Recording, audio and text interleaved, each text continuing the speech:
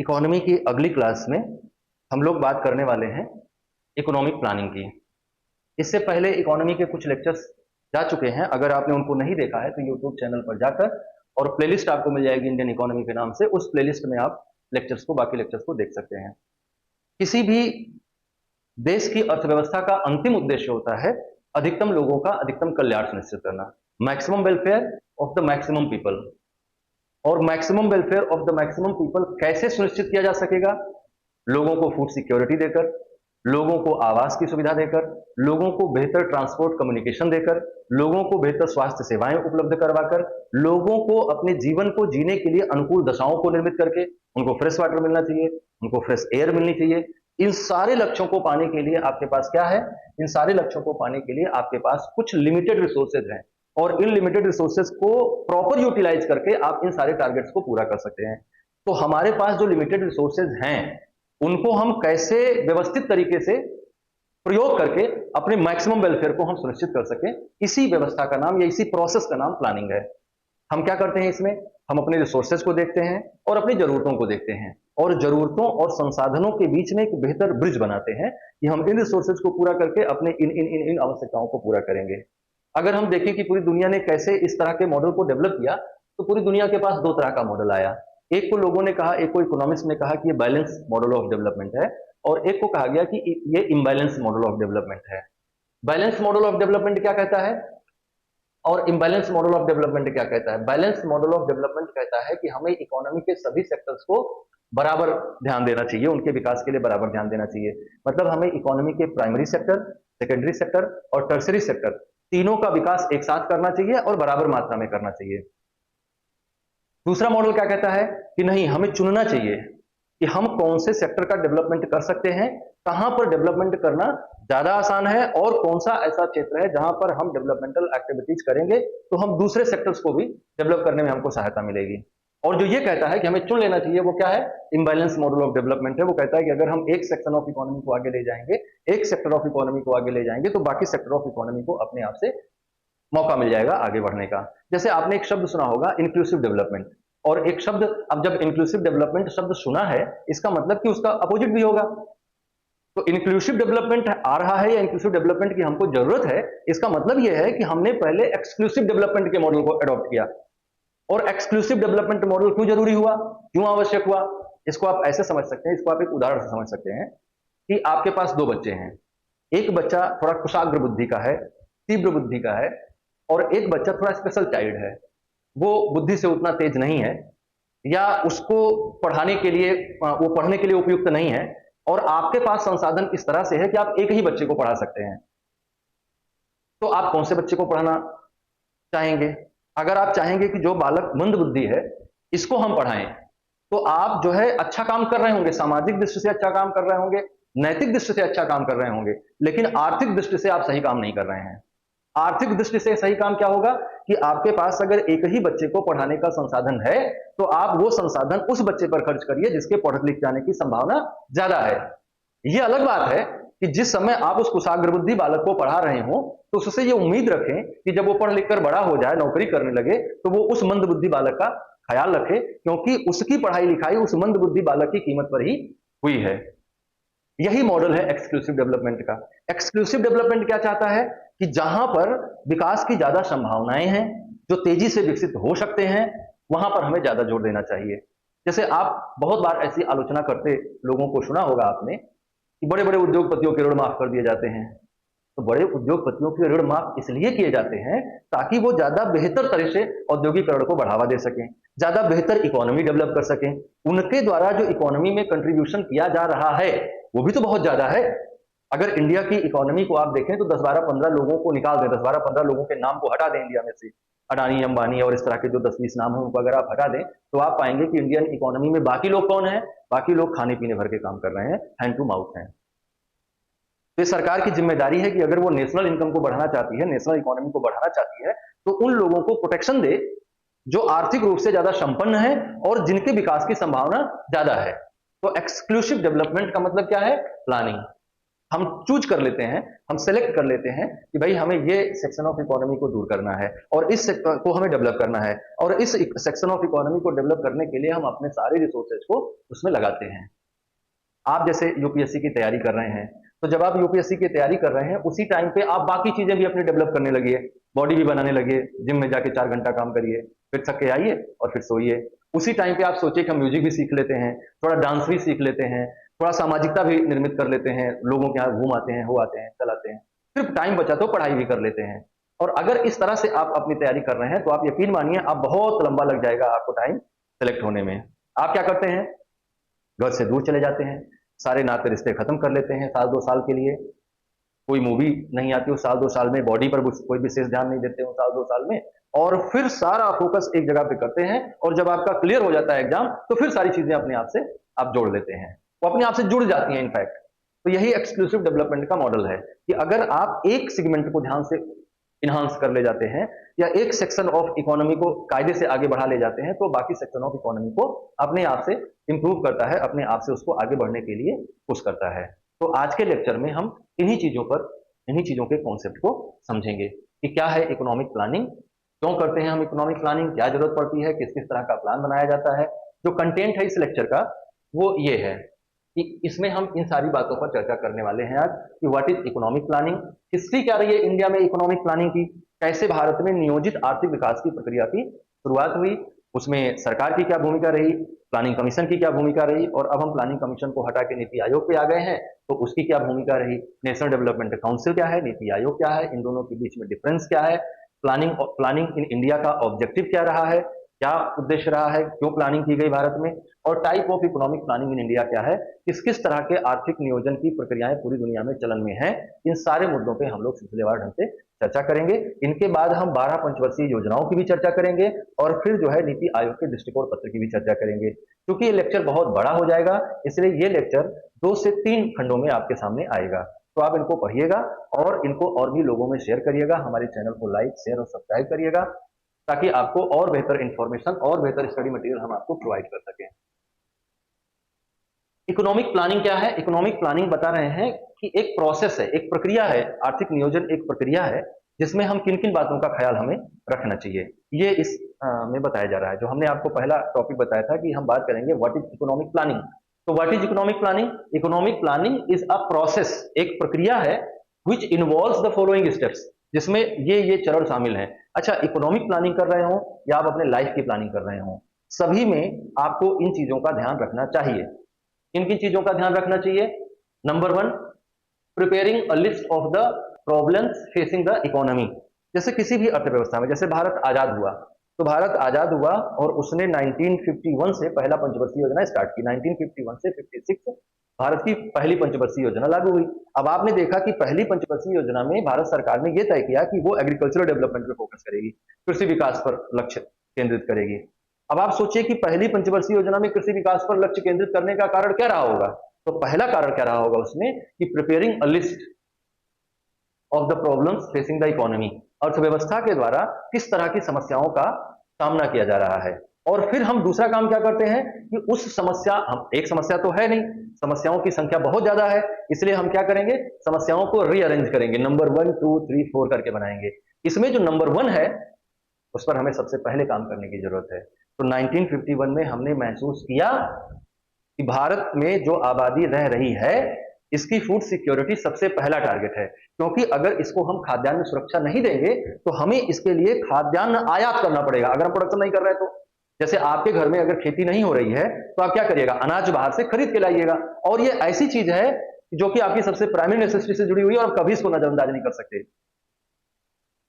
और फिर क्या होगा, आपकी इनकम का एक बहुत बड़ा हिस्सा आपके खाने पीने पे खर्च होने लगेगा। और आयात प्रतिस्थापन एक वर्ड है, इंपोर्ट रिप्लेसमेंट। जब कोई भी इकोनॉमी अपनी सबसे इसेंशियल नीड के लिए इंपोर्ट पर डिपेंड करती है तो उसके सामने 2 समस्याएं आती हैं। पहला तो वो अपना आर्थिक विकास रोक लेती है, और दूसरा अंतरराष्ट्रीय मंच पर वो हमेशा दूसरों के दबाव में रहती है।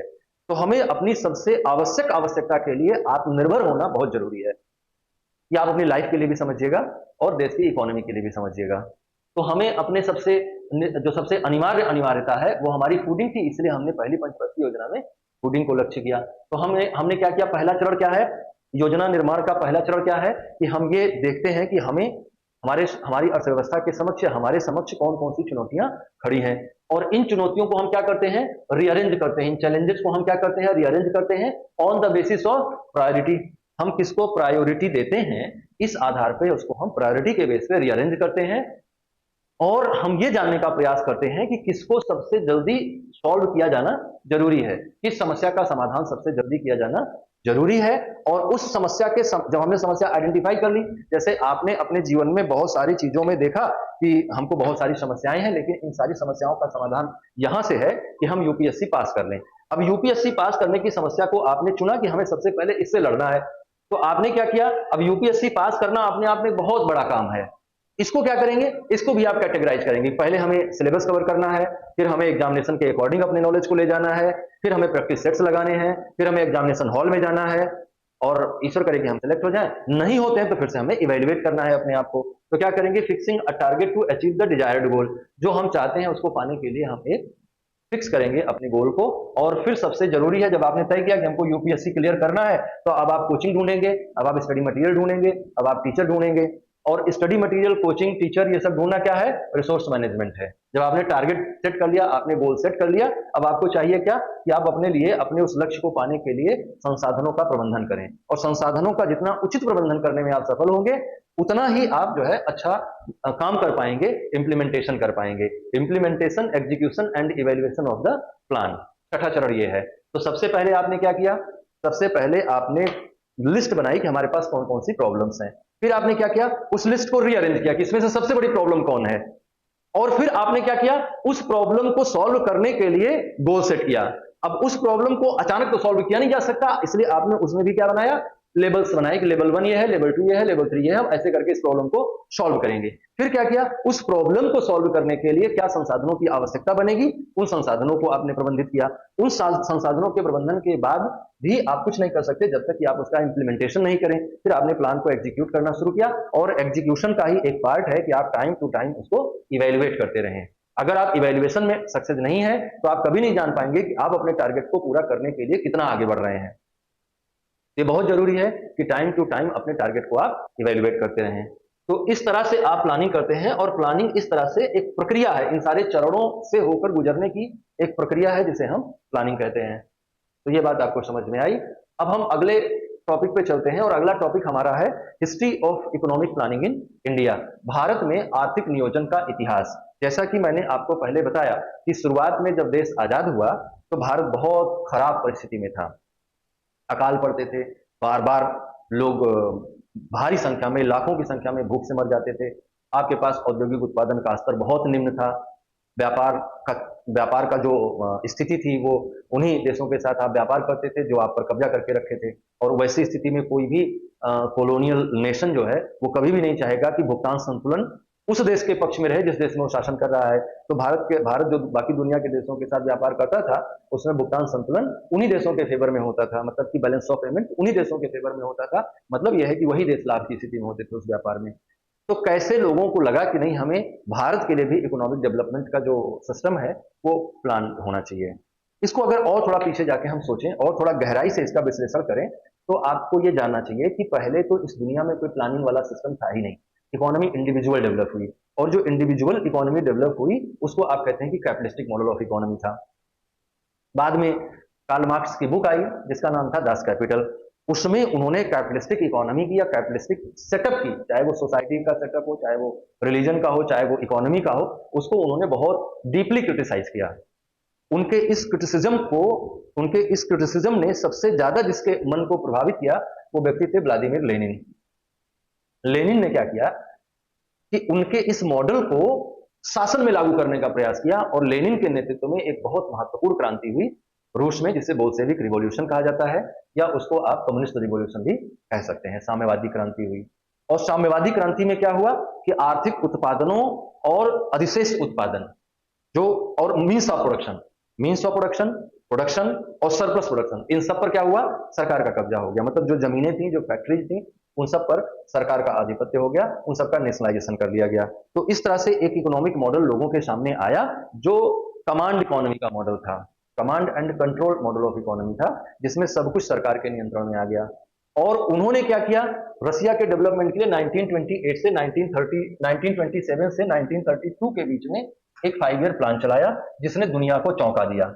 ये चौंकाने वाली बात इसलिए हम कह रहे हैं क्योंकि 1930 जो है वो 1929 से 1930 जो है ये वर्ल्ड वाइड रिसेशन का टाइम है, और दोनों विश्व युद्धों के बीच की जो दुनिया रही उसने बहुत गहरे आर्थिक आघात सहे, ऐसा कह सकते हैं आप।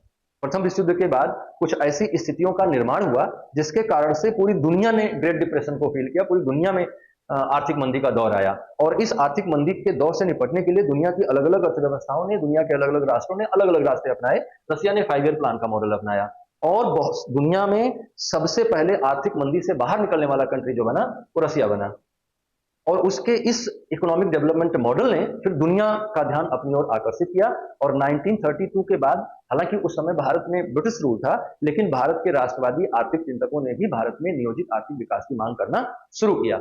और भारत में नियोजित आर्थिक विकास की मांग करने के क्रम में बहुत सारे जो लोग थे उन्होंने तरह तरह की डिमांड करना शुरू किया और अपने अपने हिसाब से नई नई थियरीज डेवलप करने का प्रयास किया। इसी बीच में 1932 में, जो कि पहला ऐसा काम है जिसे आप कह सकते हैं ये भारत में नियोजित आर्थिक विकास के लिए उठाया गया कदम है।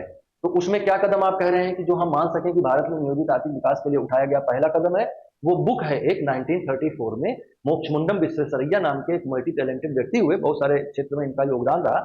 इन्होंने एक बुक लिखी जिसका नाम था प्लान्ड इकोनॉमी फॉर इंडिया।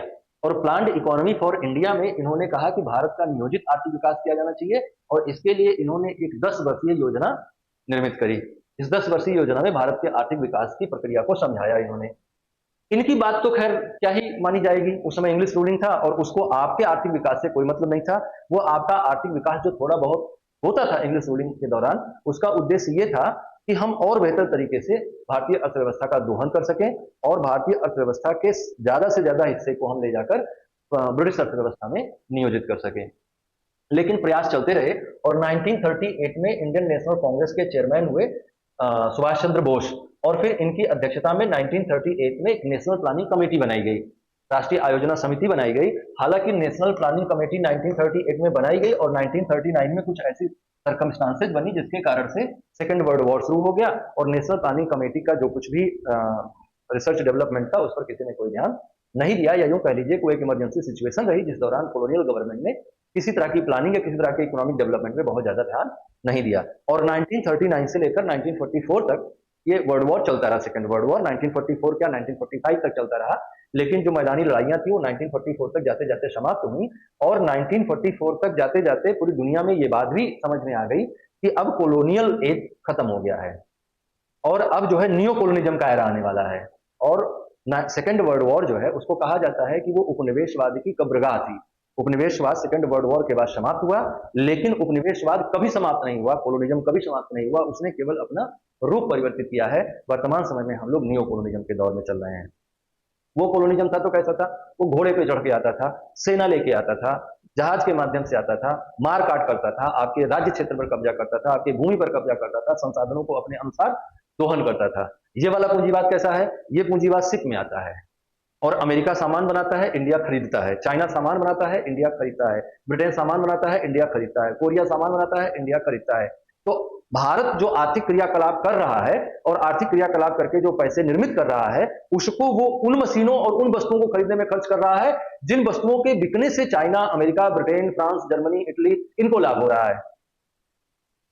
तो असल में क्या हो रहा है, अगर आप एक शर्ट ऐसी खरीद रहे हैं जो अमेरिका में बनी हुई है तो आप नियो कॉलोनिज्म के शिकार हैं, क्योंकि शर्ट खरीदने के लिए पैसे आपने कमाए और फिर पैसे कमा के खाने के बाद जो कपड़े के लिए पैसा आपने बचाया वो आपने अमेरिका को दिया। पहले भी तो यही कर रहा था ब्रिटेन, कि आपका जो सरप्लस प्रोडक्शन है वो लेके जा रहा था, अभी भी वो लेके जा रहा है, बस रूप बदल गया है। तो कॉलोनिज्म खत्म नहीं हुआ है, बल्कि वो क्या हो गया है, वो नियो कॉलोनिज्म हो गया है, वो नव उपनिवेशवाद हो गया है। थोड़ा सावधानी समझिएगा इस बात को तो आपको समझ में आएगी बात। तो मैंने कहा कि सेकेंड वर्ल्ड वॉर के बाद ये कॉलोनिज्म का दौर समाप्त हुआ और भारत को भी लगने लगा कि अब आजादी मिलने ही वाली है, और जब आजादी मिलने ही वाली है तो भारत का आर्थिक विकास कैसे होगा, ये बात भारत के आर्थिक राजनीतिक चिंतकों के लिए एक बड़ी बात बनने लगी। तो इसी टाइम पे तरह तरह के प्लान भी आने शुरू हुए, तरह तरह के आर्थिक नियम आने शुरू हुए। इसमें कुछ ब्रिटिश गवर्नमेंट का भी सहयोग रहा, कुछ इंटरनेशनल फोरम का सहयोग रहा, कुछ भारतीय राष्ट्रीय चिंतकों का योगदान रहा, और अपने अपने उपयोगिता और अपने अपने विचारों के साथ लोगों ने अलग अलग योजनाएं प्रस्तुत करी। तो ये अलग अलग योजनाएं अलग अलग लोगों ने क्या बताई उसको भी जरा हमें देखना चाहिए। तो उस क्रम में हम सबसे पहले बॉम्बे प्लान की चर्चा करने वाले हैं। तो जो बॉम्बे प्लान था, इट वाज ड्राफ्टेड इन 1944, 1944 में लाया गया। और ये क्या था बॉम्बे प्लान? बंबई के 8 उद्योगपतियों के द्वारा बनाया गया एक प्लान था, जिसमें कौन कौन लोग शामिल थे? JRD टाटा, GD बिरला, पुरुषोत्तम दास ठाकुर दास, मतलब एक ही नाम है, ये दो नाम नहीं है, पुरुषोत्तम दास ठाकुर दास, कस्तूर भाई लाल भाई, ये भी एक ही नाम है, परदेसी दलाल, लाला श्रीराम, जॉन मथाई और एडी श्रॉफ। ये 8 लोगों ने मिलकर एक प्लान बनाया ब्रिटिश रूलिंग के कहने पर, जिसका नाम रखा गया बॉम्बे प्लान। बंबई में बना था। और ये प्लान किसने बनाया? तो 8 उद्योगपतियों ने बनाया। तो अब आप समझ सकते हैं कि 8 उद्योगपतियों ने जो प्लान बनाया होगा, उस समय के टॉप इंडस्ट्रियलिस्ट थे इंडिया के, तो इन उद्योगपतियों के द्वारा जो प्लान बनाया गया होगा, बहुत ऑब्वियस है कि वो कैपिटलिस्टिक मॉडल पर आधारित रहा होगा, जो कि भारत के लिए सुसाइडल अटेम्प्ट होता अगर उस टाइम पे सरकार ये कहती कि नहीं, हम लेसेस फेयर की पॉलिसी अपनाएंगे इकोनॉमी में। तब कैपिटलिस्टिक मॉडल किस पर बेस्ड है? पॉलिसी ऑफ लेसेस फेयर, अहस्तक्षेप की नीति पर आधारित है। तो अगर उस समय सरकार ने हस्तक्षेप की नीति का पालन किया होता तो ये खराब बात होती वर्तमान समय की इकोनॉमी के लिए। बात वो बनी नहीं बाद में। फिर 1944 में ही श्रीमन नारायण अग्रवाल के द्वारा एक और नई योजना लाई गई, जिसका नाम रखा गया गांधीयन प्लान। क्योंकि ये गांधीवादी मॉडल पर आधारित थी, इसलिए इसे गांधीयन प्लान के नाम से जाना गया। और गांधीयन प्लान के नाम से जाना गया, और इनका फोकस क्या था कि इकोनॉमी को क्या करना होगा, क्या करना चाहिए। तो पहले तो इकोनॉमी क्या बनेगी? गांधीयन प्लान को अगर हम फॉलो करते हैं तो हमारी इकोनॉमी में पहली क्वालिटी क्या डेवलप होगी कि पीपल ओरिएंटेड बनेगी, सस्टेनेबल बनेगी, इक्विटेबल बनेगी। ये तीनों ही चीजें बहुत जरूरी हैं इकोनॉमी के लिए। Economy must be people oriented, economy must be sustainable in nature, and economy must be ensure equitable distribution of resources and surplus production occurred in the economy. लेकिन बात यह है कि क्या हमारे पास ये संभव था कि हम इनको सुनिश्चित कर पाए? और अगर हमने आपको एग्जांपल से पीछे बताया भी कि अगर हम इस तरह के इकोनॉमिक मॉडल पे चले जाएं, इस तरह के आर्थिक नियोजन की प्रणाली पे चले जाएं, तो क्या होगा? सब हैंड टू माउथ हो जाएंगे और सब खा पी के बराबर कर देंगे। तो इसलिए शुरुआत में पीपल ओरिएंटेड इकोनॉमी बनाना, सस्टेनेबल डेवलपमेंट को सुनिश्चित करना और इक्विटेबल इकोनॉमी डेवलप कर पाना पॉसिबल नहीं था। हालांकि इनकी योजना को बहुत ज्यादा तवज्जो नहीं मिली, लेकिन इनकी खास बातें क्या थी? इनका फोकस था डिसेंट्रलाइज इकोनॉमिक स्ट्रक्चर, विकेंद्रीकृत आर्थिक। हर जगह गांव गांव में कुटीर उद्योग होंगे, ये कुटीर उद्योग गांव के स्तर पर उत्पादन करेंगे, स्थानीय स्तर पर वस्तुओं सेवाओं की आपूर्ति करेंगे। अच्छा मॉडल था। इसी मॉडल में बढ़ के चाइना आज यहां तक आया है। स्थानीय स्तर पर उद्योगों को विकसित करना, डिसेंट्रलाइज्ड मॉडल अपनाना चाइना का सबसे मजबूत हथियार रहा अपनी इकोनॉमी को डेवलप करने में। प्रायोरिटाइजिंग एग्रीकल्चर, अब आप बहुत डिसेंट्रलाइज्ड मॉडल पे जाएंगे और सबके आर्थिक विकास की बात करेंगे तो एग्रीकल्चर को तो आपको प्रायोरिटाइज करना ही पड़ेगा। स्मॉल स्केल कॉटेज इंडस्ट्रीज ही डेवलप कर पाएंगे अगर आप बहुत डिसेंट्रलाइज्ड मॉडल पे जाएंगे। जैसे नेहरू जी को यह मॉडल पसंद नहीं था। नेहरू जी का झुकाव कहाँ था कि हम बड़े बड़े उद्योग लगाएंगे। वो रसिया से बहुत प्रभावित थे, वो बड़े औद्योगिक राष्ट्रों से बहुत प्रभावित थे, इसलिए वो चाहते थे कि इस तरह का ही इकोनॉमी मॉडल इंडिया में भी लाया जाए। जबकि ये गांधीयन मॉडल क्या कह रहा था? लिमिटेड डिसेंट्रलाइजेशन होना चाहिए और हमें ऐसा इकोनॉमिक मॉडल डेवलप करना चाहिए जो लोगों की बेसिक नीड्स को मीट कर सके। तो ये इसका फोकस था, लेकिन सरकमस्टांसेस जो थी वो इस तरह की नहीं थी जिससे हम इनको ध्यान में दे पाए या इन फोकसेस को हम ध्यान में दे पाए। इसी बीच में 1945 में एक और प्लान आया जिसे हम पीपल्स प्लान कहते हैं। यह योजना मानवेंद्र नाथ रॉय के द्वारा डेवलप की गई थी और ये बेसिकली सोशलिस्टिक अप्रोच की योजना थी, सामाजिक पकड़ की योजना थी, सामाजिक दृष्टिकोण की योजना थी। इसीलिए इसको हम क्या कहते हैं? जनवादी योजना या पीपल्स प्लान। जैसे चाइना के मॉडल पर थोड़ा थोड़ा बेस थी, सोशलिस्टिक अप्रोच था, बेसिक नीड पर ज्यादा जोर दे रहा था, डिसेंट्रलाइज प्लानिंग को जोर दे रहा था और स्टेट लेड इंडस्ट्रियलाइजेशन होना चाहिए। राज्य द्वारा औद्योगिकरण को आगे बढ़ाना चाहिए और राज्य द्वारा औद्योगिक क्रियाओं पर अपना प्रभाव बनाना चाहिए, अपना नियंत्रण बनाना चाहिए। तो वो ये डिमांड कर रहा था। इसका कहाँ प्रायोरिटाइजेशन था? किस चीज को ज्यादा प्राथमिकता दे रहा था? तो agriculture and consumer goods industry ज्यादा डेवलप की जानी चाहिए, नेशनलाइजेशन ऑफ लैंड किया जाना चाहिए, फुल एम्प्लॉयमेंट क्रिएट किया जाना चाहिए और इक्विटेबल वेल्थ डिस्ट्रीब्यूशन करना चाहिए। तो इसको देख के आपको लग ही रहा होगा कि ये पूरी तरह से समाजवाद पर आधारित योजना थी, जो कि संभव था, लेकिन वो ठीक नहीं था। वो उसके और भी जो प्रॉस कॉन्स आते हैं, अभी उन पर चर्चा करने का मन नहीं है और उन पर चर्चा करने का समय नहीं है। तो वो ठीक नहीं है, मतलब ये मॉडल सही नहीं है, इस मॉडल में कमी है बहुत सारी। और क्योंकि इतना डिटेल में हमें जाने की जरूरत नहीं है, आपके एग्जाम में नहीं पूछा जाएगा, फिर आप बोर होने लगेंगे लेक्चर में, इसलिए हम ज्यादा उस पर नहीं जाएंगे। 1950 में एक और योजना आई जिसे सर्वोदय प्लान कहा गया। नाम से ही आपको स्पष्ट हो रहा होगा कि सर्वोदय प्लान का मतलब है, सर्वोदय मतलब सबका उदय, सबका साथ सबका विकास, है ना। ऐसा कहना अच्छा लगता है, ऐसा सुनना भी आपको अच्छा लगता है कि सबका साथ रहेगा, सबका विकास रहेगा, लेकिन आप जानते हैं कि यह संभव नहीं है। सबका साथ सबका विकास, आप ये कह सकते हैं कि हाँ, हम न्यूनतम आवश्यकताओं की आपूर्ति सुनिश्चित कर सकें, इतना हमें समाजवादी होना चाहिए। लेकिन अगर आप चाहें कि नहीं, सबका साथ सबका विकास हम करेंगे और सबको इक्वल डिस्ट्रीब्यूशन करेंगे, तो ये थोड़ा कर नहीं पाइएगा आप।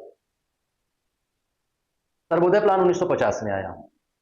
तो सर्वोदय प्लान क्या था? Drafted by the Jayaprakash Narayan 1950। हमने कहा कि सर्वोदय की बात कर रहा है तो डिसेंट्रलाइजेशन सर्वोदय का दूसरा नाम है। डिसेंट्रलाइज प्लानिंग होगा, agriculture, small scale industries, promoting self reliance and social justice, ये सब इसके एस्पेक्ट होंगे, लेकिन चूंकि ये संभव था नहीं। इसके की एस्पेक्ट क्या थे? की एस्पेक्ट में गांधीयन इन्फ्लुएंस था, इसलिए इसको सर्वोदय योजना कहा गया। डिसेंट्रलाइज प्लानिंग, अगर आप गांधीवादी योजना को ध्यान से देखेंगे तो गांधीवादी योजना और ये सर्वोदय प्लान एक दूसरे के साथ मिलते हुए नजर आएंगे। Rejection of foreign technology, rejection of foreign technology कर दीजिएगा तो फिर कैसे डेवलपमेंट हो पाएगा?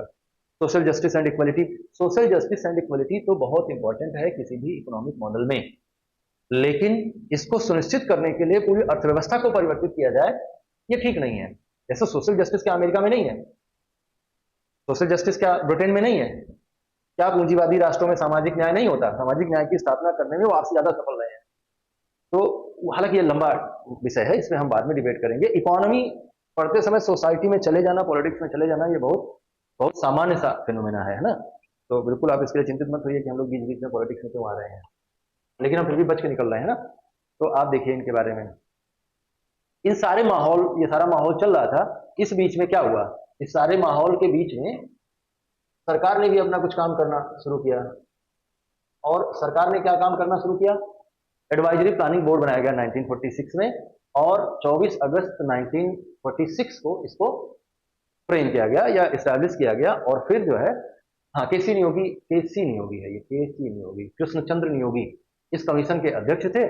और जनवरी 1947 में इस कमीशन ने अपनी, इस बॉडी ने अपनी रिपोर्ट प्रस्तुत की, और इसी के आधार पर क्या हुआ कि इसी के रिकमेंडेशन को ध्यान में रखते हुए प्लानिंग कमीशन नाम से एक संस्था बनाई गई, जिसको कहा गया कि भारत में आर्थिक नियोजन के लिए जो भी नियम प्रणालियां होगी वो इसी के द्वारा सुनिश्चित की जाएंगी।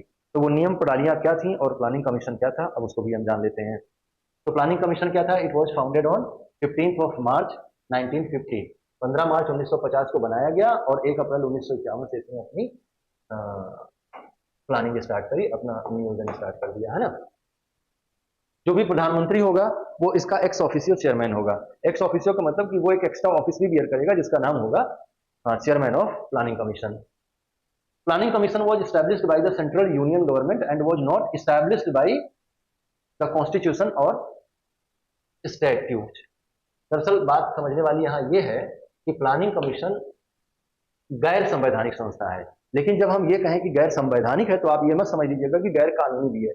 गैर संवैधानिक का मतलब कि संविधान के किसी भी अनुच्छेद में इसका नाम नहीं लिखा गया है। संवैधानिक संस्था का मतलब ऐसी संस्था से होता है जो संविधान के किसी आर्टिकल में उसका प्रोविजन किया गया हो। कॉन्स्टिट्यूशनल बॉडी का मतलब क्या है? कि body which is mentioned in any article of the Indian constitution, जो कि प्लानिंग कमीशन नहीं था। प्लानिंग कमीशन को किसी आर्टिकल में जगह नहीं दी गई थी, इंडियन कॉन्स्टिट्यूशन में ये लिखा नहीं गया था। लेकिन कैसे बनाया गया? By the passing resolution in cabinet. एक कैबिनेट में एक प्रस्ताव पास करके सरकार ने इसका एस्टेब्लिशमेंट किया और कहा कि हम एक ऐसी संस्था बना रहे हैं जो इस तरह की चीजों का ख्याल रखेगी, प्लानिंग करेगी। तो इस तरह से planning commission came into existence, है ना। कंपोजिशन ऑफ प्लानिंग कमीशन क्या है? कौन कौन से लोग प्लानिंग कमीशन में है, कौन कौन से लोग प्लानिंग कमीशन में थे? अब तो ये प्लानिंग कमीशन है नहीं। प्लानिंग कमीशन का क्या हुआ? इसका राम नाम सत्य हो गया। प्लानिंग कमीशन का समाप्त होना जरूरी था। 2012 में प्लानिंग कमीशन ने अपने 2 टॉयलेट ठीक करवाने के लिए 35 लाख रुपए खर्च किए, और उसी साल प्लानिंग कमीशन ने एक रिपोर्ट भी पब्लिश की, क्योंकि 2012 से 2017 12वीं पंचवर्षीय योजना चालू करनी थी। और 11वीं पंचवर्षीय योजना 2012 में खत्म हुई थी। इसमें गरीबी को कम करने का लक्ष्य रखा गया था, तो गरीबी तो कम नहीं हुई। फिर प्लानिंग कमीशन ने सोचा कि गरीबी ही कम कर देते हैं, गरीबी रेखा की लाइन को नीचे ले आ देते हैं। इसीलिए मैं हमेशा अपनी क्लास में एक बात बोलता हूं कि भारत की गरीबी रेखा ही गरीब है, और इतनी गरीब है कि प्लानिंग कमीशन ने कहा कि 27 रुपए प्रतिदिन उपभोग व्यय करने वाला व्यक्ति अमीर है। और ये वो प्लानिंग कमीशन कह रहा है जो अपना 2 टॉयलेट ठीक करवाने में 53 लाख रुपए खर्च कर रहा है। वो कह रहा है कि 27 रुपए अगर आप प्रतिदिन खर्च करते हैं खाने पीने में तो आप अमीर हैं। तो देखिए आप दुनिया कहाँ है और आप कहाँ हैं, सरकारें कैसे काम करती हैं। तो प्लानिंग कमीशन का सेटअप क्या था, उसमें एक चेयरमैन होता था जो कि प्राइम मिनिस्टर होता था, एक डेप्यूटी चेयरमैन होता था, यही डी फैक्टो एग्जीक्यूटिव हेड होता था। डी फैक्टो एग्जीक्यूटिव हेड का मतलब कि चेयरमैन तो कहने के लिए हेड होता था, लेकिन जो उसका कार्यप्रणाली था उसको डी फैक्टो एग्जीक्यूटिव हेड देखता था, जो कि डेप्यूटी चेयरमैन होता था। और ये ड्राफ्टिंग प्लान को ड्राफ्ट करता था, किसके लिए, for the cabinet minister of cabinet ministers जो है इसके ड्राफ्ट को स्टडी करते थे, कैबिनेट स्टडी करती थी। सेंट्रल कैबिनेट इसको अपॉइंट करती थी डिप्टी चेयरमैन को, और ये कैबिनेट मिनिस्टर की रैंक के बराबर इसका दर्जा होता था। इसके पास वोट करने का राइट नहीं होता था, लेकिन ये कैबिनेट की बैठकों में भाग ले सकता था। बिना वोटिंग राइट के ये कैबिनेट की बैठकों में भाग ले सकता था। और इसमें पार्ट टाइम मेंबर भी होते थे और एक्स ऑफिशियल मेंबर भी होते थे। एक्स ऑफिशियल मेंबर में फिनांस मिनिस्टर होता था और कुछ और मंत्री भी होते थे, और जो इसमें पार्ट टाइम मेंबर्स होते थे उनमें कुछ केंद्रीय मंत्रियों को उसमें नियुक्त किया जाता था। काम क्या करता था ये, 4 तरह के काम करता था। नेशंस कैपिटल, मटेरियल और ह्यूमन रिसोर्सेज को ये क्या करता था, असेस करता था। किस लिए करता था, to prepare plan the most efficient and balance use of the countries resources. ऐसी योजना बनाता था जिससे संसाधनों का बेहतर प्रयोग करके और देश को अधिक से अधिक आर्थिक लाभ दिया जाए। Assess the success made in implementing the plan, योजनाओं को लागू करता था और समय समय पर उनका सप्लीमेंट्री रिकमेंडेशन भी देता था कि अभी इस योजना में और क्या करना चाहिए, मतलब कि टाइम टू टाइम उसको इवेल्युएट भी करते रहता था।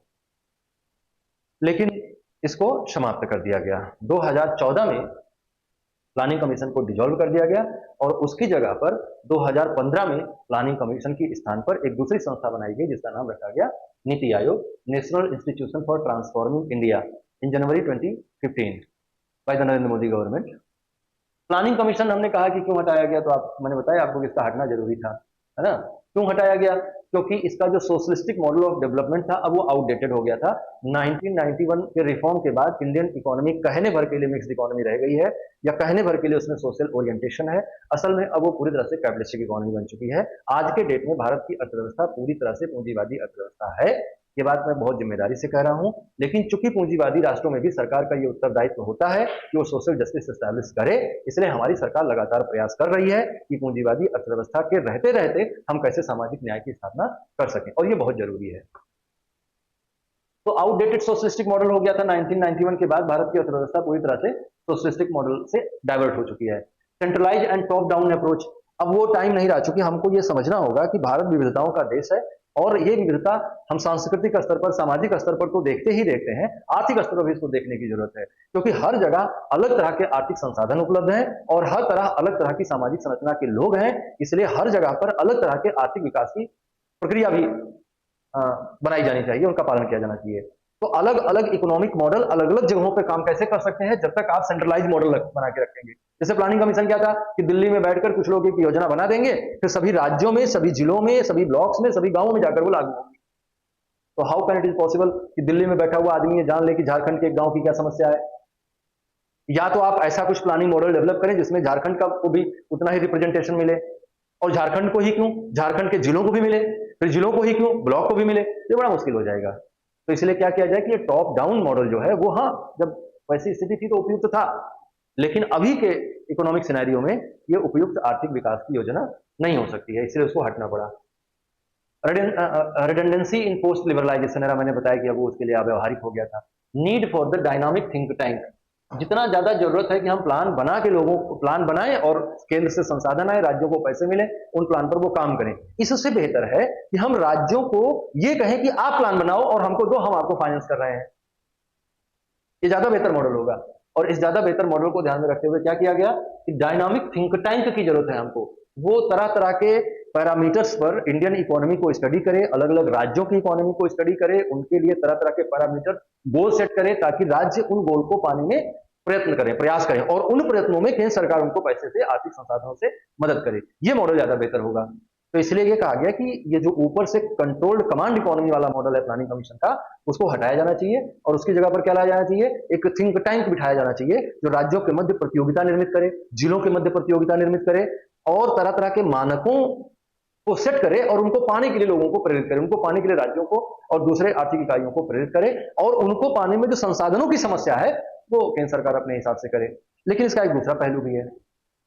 दूसरा पहलू क्या है कि सारा पैसा केंद्र सरकार के हाथ में आ गया, और राज्यों को क्या अनुदान दिया जाना है, राज्यों को योजनाओं के संचालन के लिए कितना पैसा दिया जाना है, ये निर्भर करेगा इस बात पर कि राज्य का केंद्र सरकार के साथ कैसा संबंध है। अगर राज्य में उसी राजनीतिक दल की सरकार है और केंद्र में भी उसी राजनीतिक दल की सरकार है, तब तो ये बहुत बढ़िया से चलेगा, जिसको मोदी जी डबल इंजन सरकार कहते हैं। लेकिन अगर केंद्र में अलग राजनीतिक दल की सरकार है और राज्य में अलग राजनीतिक दल की सरकार है, तो जो संसाधनों का बंटवारा है ये हमेशा दुष्प्रभावित होगा और राजनीतिक दुराग्रह का शिकार हो जाएगा। तो इसके लिए कोई एक ठोस कदम उठाया जाना बहुत जरूरी है, इसे राजनीतिक दुराग्रह से बचाने के लिए। जैसा कि आप देख भी रहे होंगे, जैसे इलेक्शन के, हमारे देश में इलेक्शन के कैंपेन में कहा जाता है कि हम राज्य को इतना पैसा देंगे, जबकि ये काम कहां होना चाहिए, चुपचाप से ऑफिस में बैठ के होना चाहिए, और इसको कहीं डिक्लेयर करने की जरूरत नहीं है, सभी को बराबर दिया जाना चाहिए। और जो जो दिया जाना चाहिए वो फाइनेंस कमीशन उस पर स्टडी करता है कि भाई किसकी क्या जरूरत है, किसके यहाँ जनसंख्या कितनी है, किसके यहाँ समस्या कितनी है, कौन ज्यादा चैलेंजेस फेस कर रहा है, तो किसके यहाँ आर्थिक संसाधन कम है, ज्यादा है, क्योंकि सबका बराबर विकास होना चाहिए सभी राज्यों का। और अगर आप ये सुनिश्चित करना चाहते हैं कि सभी राज्यों का बराबर आर्थिक विकास हो, तो ये जो नियंत्रण बना के रखा है, इस पर एक संवैधानिक व्यवस्था होनी चाहिए, और वो संवैधानिक व्यवस्था का उल्लंघन करने के लिए सरकार के पास ताकत नहीं होनी चाहिए। राजनीतिक दुराग्रह से इसको मुक्त कराया जाना चाहिए, संसाधन आवंटन को। हालांकि करवाने का प्रयास किया गया है, करवाने का प्रयास का मतलब फाइनेंस कमीशन है। फाइनेंस कमीशन इसीलिए बनाया गया ताकि राजनीतिक दुराग्रह से आर्थिक संसाधनों का वितरण ना किया जाए, बल्कि आर्थिक संसाधनों का वितरण यह देखते हुए किया जाए कि किस राज्य की क्या आवश्यकता है, उसके यहाँ क्या जनसंख्या का दबाव है, उसके यहाँ आर्थिक विकास का स्तर क्या है, उसके यहाँ भौगोलिक संसाधन कैसे हैं। इन सारी बातों का ख्याल रख के प्लानिंग कमीशन, इन सारी बातों का ख्याल रख के वित्त आयोग अपनी अनुशंसा देगा, जिसके आधार पर केंद्र राज्यों को टैक्स और ड्यूटीज में उनका हिस्सा दे देगा। लेकिन वैसा हो नहीं पाता। फाइनेंस कमीशन की बात तो मानी जाती है, लेकिन ये कंट्रोल करता है केंद्र सरकार यहाँ पे फाइनेंसेस को, और आर्थिक विकास के लिए राज्य सरकार योजना चाहे जितना बना ले, लेकिन केंद्र पैसा नहीं देगा तो कुछ नहीं हो पाएगा। और केंद्र पैसा देगा कैसे, अपने अपने इंटरेस्ट को ध्यान में रखते हुए, केंद्र अपने हितों को ध्यान में रखते हुए राज्यों को पैसा देगा। जैसे इलेक्शन कैंपेन में ये कहा जाता है कि अगर आपने हमारी सरकार बनाई तो हम आपको 125 लाख करोड़ रुपए का अनुदान देंगे। ये कौन सी बात हुई, 125 लाख करोड़ रुपए किसके फूफा के घर से आए हैं जो आप ऐसा कहते हैं? आपको ऐसा कहने का बिल्कुल अधिकार नहीं है। वो पैसा पब्लिक का है और पब्लिक में एक नियम के अनुसार डिस्ट्रीब्यूट होना चाहिए। मेरी बात को गौर से सोचिएगा, आपको सही लगेगी। तो भाई इस तरह से हमने प्लानिंग कमीशन को डिसॉल्व किया, और प्लानिंग कमीशन क्या था, कंट्रोल एंड प्लान था, जबकि नीति आयोग क्या है, थिंक एंड ट्रांसफॉर्म, है ना। नया टारगेट लीजिए, इसको अचीव करिए, इसको अचीव करिए, इसको अचीव करिए। तो वो थोड़ा इस तरह के अंतर को आपको समझना चाहिए। आगे हम देखते हैं कि दोनों में क्या डिफरेंसेस हैं, planning commission versus NITI Aayog. हम कई सारे पैरामीटर्स पर इनको तुलना करेंगे। तो पहला पैरामीटर हमारे सामने क्या है, पहला पैरामीटर है एस्टैब्लिशमेंट का, जिसमें कुछ बताने की जरूरत है नहीं। दोनों का एस्टैब्लिशमेंट अलग अलग हुआ 1950 में बाय द एग्जीक्यूटिव रिजोल्यूशन, और ये 1 जनवरी 2015 बाय द एग्जीक्यूटिव रिजोल्यूशन। दोनों ही बॉडीज क्या है, नॉन कॉन्स्टिट्यूशनल है, मतलब थी, ये नॉन कॉन्स्टिट्यूशनल थी, ये भी नॉन कॉन्स्टिट्यूशनल है। ये सोवियत स्टाइल पर था, ये based on Soviet style 5 year planning model. ये सोवियत रूस से प्रभावित था और 5 वर्ष की योजना को बनाता था। ये ऐसा कुछ नहीं करता है, ये क्या करता है, थिंक टैंक मॉडल पे काम करता है, और ये inspired by the market reforms, बाजार आधारित अर्थव्यवस्था, बाजार सुधारों पर से प्रभावित है, और कोऑपरेटिव फेडरलिज्म को बढ़ावा देता है। कोऑपरेटिव फेडरलिज्म भी बड़ा विवाद का विषय है। जैसे हम या हमारी सरकारें जो हैं, कोऑपरेटिव फेडरलिज्म का मतलब ये होता है कि केंद्र में एक सरकार है और बाकी राज्य की सरकारें एक साथ मिलकर टीम इंडिया की भावना से काम करें, जैसा कि हमारे प्रधानमंत्री जी चाहते हैं। लेकिन टीम इंडिया अगर बनाना है तो आपको कम से कम ये डबल इंजन शब्द यूज करना बंद कर देना होगा, क्योंकि आपकी समझ में कोऑपरेटिव फेडरलिज्म क्या है कि दोनों जगहों पर एक ही राजनीतिक दल की सरकार हो, केंद्र में भी और भारत के सभी राज्यों में एक ही राजनीतिक दल की सरकार हो, उसको शायद आप कोऑपरेटिव फेडरलिज्म कहते हैं। लेकिन ये कोऑपरेटिव फेडरलिज्म तब माना जाएगा जब अलग अलग राजनीतिक दलों की सरकारें हों, तब भी वो एक दूसरे के साथ मिलकर काम कर पाए, और इसमें सभी राजनीतिक दलों को अपने राजनीतिक हितों की बलि देनी होगी आर्थिक विकास के लिए, जो कि कर नहीं पाएंगे। बहुत गिरी हुई राजनीति होती है भारत में, सड़ी राजनीति है भारत में। भारत के राजनेताओं से ज्यादा भ्रष्ट इस दुनिया में कोई प्राणी नहीं है। जितना अंग्रेजों ने भारत को लूटा है, उससे कई लाख गुना ज्यादा भारत के नेताओं ने लूटा है। भारत की किसी समस्या से इनको कोई मतलब नहीं है। येन केन प्रकार इनको सत्ता चाहिए होती है। मैं सारे नेताओं को कह रहा हूं, हो सकता है कि गलत बात हो जाए ये। तो थिंक टैंक की तरह वो काम करता है। सेंट्रलाइज टॉप डाउन अप्रोच के साथ ये काम करता है, डिसेंट्रलाइज बॉटम अप अप्रोच के साथ ये काम करेगा। नीचे से प्लान होकर ऊपर के लिए जाएगा, ऊपर से प्लान होकर नीचे के लिए आता था पहले। प्लानिंग कमीशन, मैंने कहा दिल्ली में बैठकर प्लान होता था, यहाँ क्या होगा, डिसेंट्रलाइज मॉडल होगा। और डिसेंट्रलाइज्ड मॉडल होगा तो फिर ये बेहतर काम कर पाएगा। रोल क्या है, अगर हम रोल की बात करें कि पहले प्लानिंग कमीशन का क्या रोल था और अब के नीति आयोग का क्या रोल है, तो formulated 5 year plan and allocate funds to the state. राज्यों को ये योजनाएं बनाता था पंचवर्षीय, और राज्यों को क्रियान्वित करने के लिए, राज्यों को उन योजनाओं को क्रियान्वित करने के लिए फंड भी एलोकेट करता था। लेकिन अब क्या है, केवल पॉलिसी एडवाइजरी बॉडी है, इसका कैटलिस्ट ऑफ रिफॉर्म है, but it has no power to allocate fund to the states, है ना। इसके पास पावर थी, फाइनेंशियल पावर थी एलोकेशन के लिए, स्टेट और मिनिस्ट्रीज को योजनाओं के संचालन के लिए कितना पैसा दिया जाएगा ये निर्णय लेने का अधिकार था इसके पास, but it has no power. इसके पास कोई शक्ति नहीं है कि वो पैसे की कोई बात कर सके। और आप समझिए कि आप बाकी तो परिवर्तन शब्दों के परिवर्तन है, असल परिवर्तन क्या है, संसाधन आवंटन को संवैधानिक बनाना। अगर संसाधन आवंटन संवैधानिक नहीं है, संसाधन आवंटन सरकार के हाथ में है, तो आप कोऑपरेटिव फेडरलिज्म को भूल जाइए। और आप भूल जाइए कि आपके किसी भी योजना का इंप्लीमेंटेशन सही तरह से हो पाएगा। इसका फेडरल करेक्टर था, तो फेडरल करेक्टर की अगर हम बात करें तो प्लानिंग कमीशन में सेंट्रल गवर्नमेंट का डोमिनेशन बहुत ज्यादा था।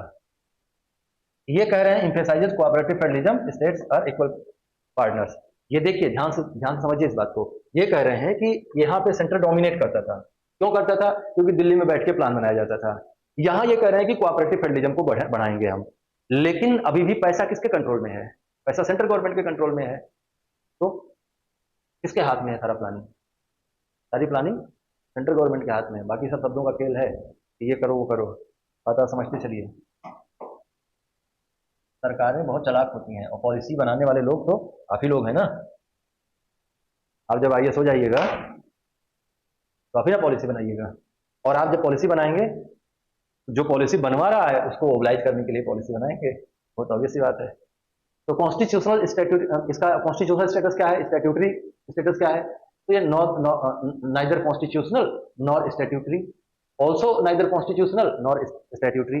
दोनों ही संस्थाएं कॉन्स्टिट्यूशनल नहीं है, स्टैट्यूटरी नहीं है। चेयरपर्सन दोनों में प्राइम मिनिस्टर होता है। मेंबर्स इसमें full time members and a deputy chairperson usually an economist और द टेक्नोक्रेट। प्लानिंग कमीशन में ये मॉडल था। नीति आयोग में क्या है, फुल टाइम मेंबर्स होते हैं, पार्ट टाइम मेंबर्स होते हैं, एक्स ऑफिशियो मेंबर्स होते हैं, यूनियन मिनिस्टर्स होते हैं, और एक इसका सीईओ भी होता है, चीफ एग्जीक्यूटिव ऑफिसर भी होता है। तो ये आपने समझा कि प्लानिंग क्या है और कैसे उसका डेवलपमेंट हुआ, उसका हिस्टोरिकल डेवलपमेंट क्या रहा भारत में, और प्लानिंग कमीशन का कैसे बना, प्लानिंग कमीशन कैसे काम करता था, कैसे वो योजनाएं बनाता था, और फिर क्यों उसको डिजोल्व किया गया और उसकी जगह पर जो नीति आयोग लाया गया वो प्लानिंग कमीशन से कैसे अलग है। तो ये प्लानिंग इन इंडिया में लेक्चर नंबर 1 है। अगली क्लास में हम लोग 5 ईयर प्लानिंग पर डिस्कशन करेंगे, और फिर 5 ईयर प्लानिंग में हम 12 पंचवर्षीय योजनाओं पर चर्चा करेंगे। उनको समझ लेने के बाद हम एक टेबल बनाएंगे, जिसमें एक तरफ हम रखेंगे कि what was the objective of planning and what was the achievement of planning era. तो आपको ज्यादा बेहतर तरीके से समझ में आएंगी बातें। तो आज के लिए इतना ही। हमारे चैनल को आप लाइक करें, शेयर करें, सब्सक्राइब करें, ज़्यादा से ज़्यादा लोगों में इसको बढ़ाएं। और जिन लोगों ने सब्सक्राइब किया है, जो लोग इसको देख रहे हैं, वो और क्या उनको चाहिए और क्या पढ़ना चाहते हैं, तो जरूर से जरूर हमको बताएं। किसी भी तरह का कोई भी लेक्चर अगर आप चाहते हैं तो आप हमें अवश्य बताएं। नमस्कार।